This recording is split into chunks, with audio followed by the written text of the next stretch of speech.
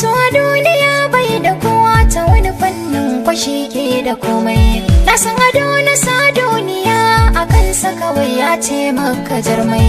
Ka jura kwarza ba da tsana da duka maganar da za a yi ta maimai. Ni ma kansa na sha wuya. Labari na da zan baku ne maso ne bai yi mini uzuri ba. Da farko cikin rayuwa ta nisan ma ban yarda da shi ba. Wai daɗinsa ko kuma farin cikin da yake ciki ban sani ba. Yau ya kira ni na waiwaya, na cikin zamana a gefe ban san menene saurayi ba.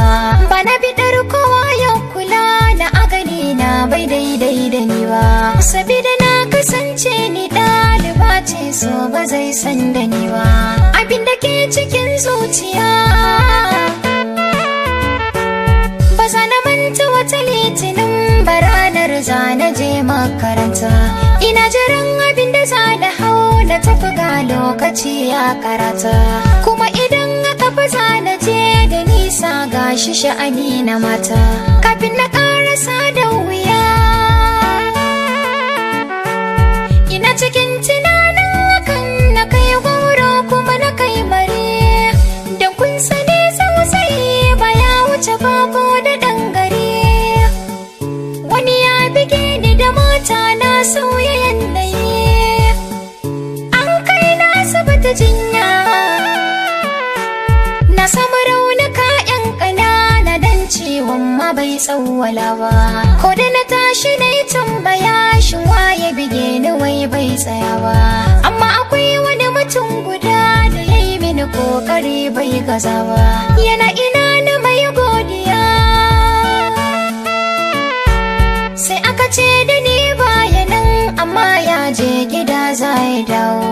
Suna cikin gaya mini hakan sai ya shigo har da tsaraba ya kawo. Ya kalle ni ya yi murmushi ya ce ya jiki na ce babu ciwo. Likita har da min dariya.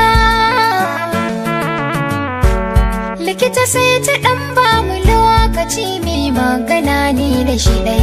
To na ji daɗin hakan kwarai da na yi masa godiya ya ji sai dai. Bai ce min na ofan ba ya zuba ido yana ta kallo na ni dai. Kunya ta sa na ɗan sunkuya.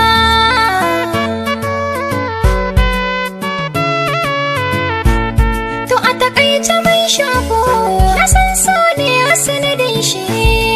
Ku biyo na zan karasa labarin kwai arashi.